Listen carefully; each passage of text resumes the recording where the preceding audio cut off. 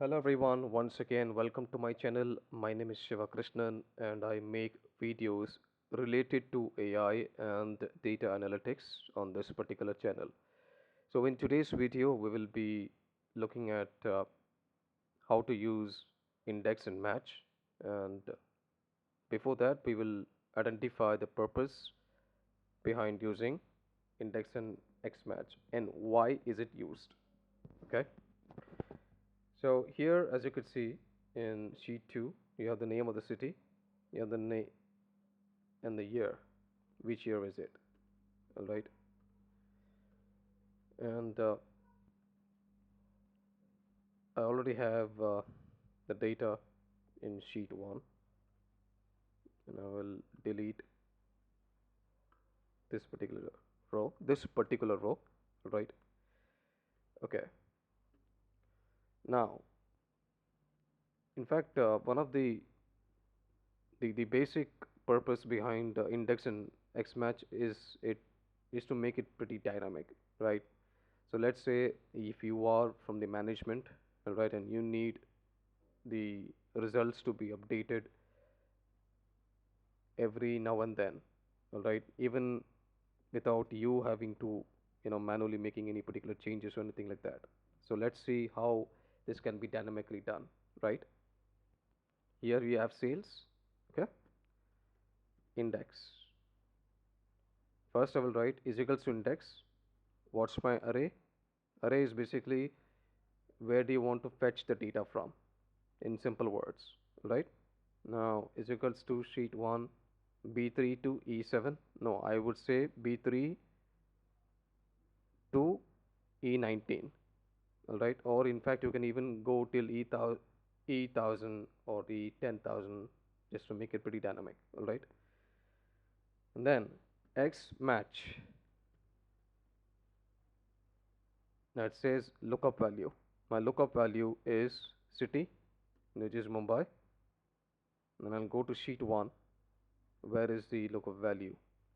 So this is one of the things that is common with VLOOKUP.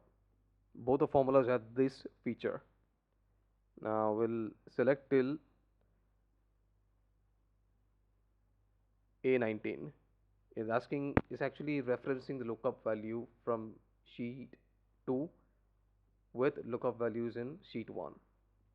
Okay, say 18, and then comma, then exact match. Now this particular formula has been completed, all right. Comma, X match, lookup value once again. The year will be 2022. That's the lookup value. Comma, lookup values in sheet 1 from B2 till E3, sorry, E2. Then I'll go exact match. So the second X match is also completed. I'll close a bracket. I'll close a bracket once again. Hit enter. Okay, you see. Now let's see if I change it to Paris. The results automatically changed. Now you may say, okay, this is pretty simple, right? And how is it dynamic? You may feel like asking this question. So let's see that, what I will do is I'll add another city called Canberra.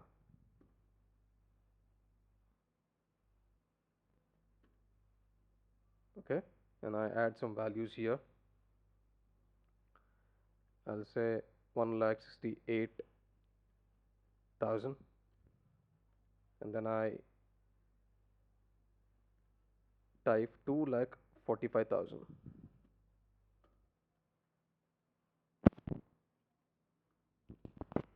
And I will drag it till here, right. So this is just a hypothetical number. Now let's see the magic. I will type Canberra. See, the results got dynamically updated, all right. Now some of you may feel like asking like, okay, what if somebody wants to mess around with some formulas?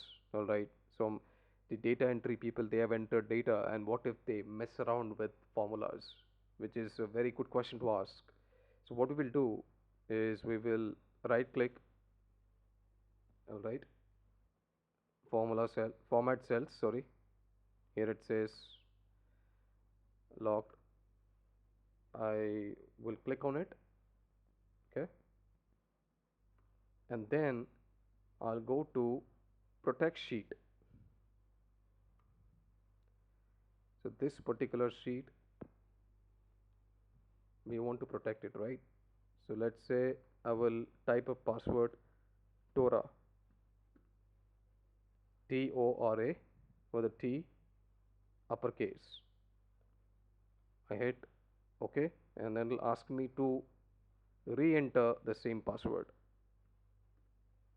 I enter the same password and I click on OK, right?